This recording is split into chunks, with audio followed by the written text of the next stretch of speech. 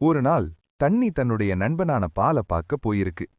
பால் தண்ணிய பார்த்த உடனே என் நண்பா அப்படின்னு சொல்லி அன்போடு கட்டி அணைக்கும்போது அங்கே ஒரு ஆச்சரியமான விஷயம் நடக்குது. அதுவரை கம்மியான விலையில் விற்று கொண்டிருந்த தண்ணி இப்பொழுது அதிக விலைக்கு போயிருச்சு.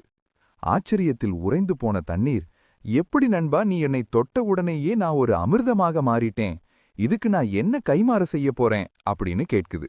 அதற்கு பால் சிரித்துக்கொண்டே சொல்லுது, நண்பா, நீ ஒவ்வொரு தடவையும் என்னை பார்க்க வரும்போது உன்னுடைய நிறம் மாறாமல், உள்ளே கலப்படமில்லாம, சுத்தமான, எந்தவித எதிர்பார்ப்பும் இல்லாத ஒரு நண்பனா வந்து நிக்கிற.